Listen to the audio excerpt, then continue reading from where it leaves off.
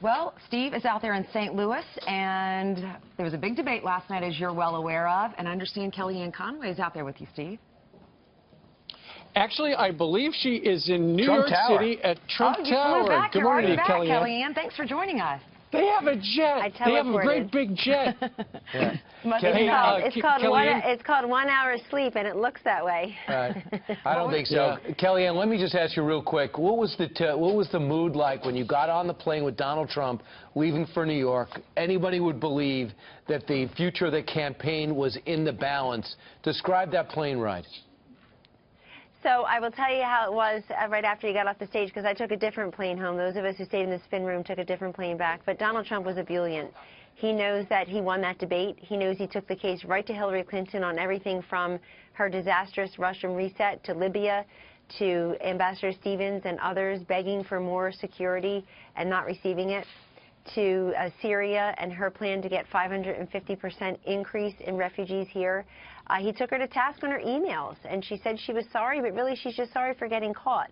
Took her to task on this private versus public position that you have to have, as recently revealed over the weekend, Brian, and yet she really couldn't answer those questions. I took her to task on Obamacare, something that his running mate, Governor Pence, mentioned masterfully on Tuesday night in his debate against Senator Kaine, which he also won. And she said, no, my husband clarified it. He doesn't think it's the craziest thing ever. Yes, he does, and he's right.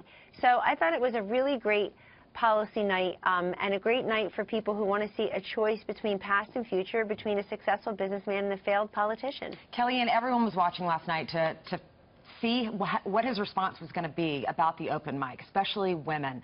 You know, that tape was released on Friday. The debate was on Sunday.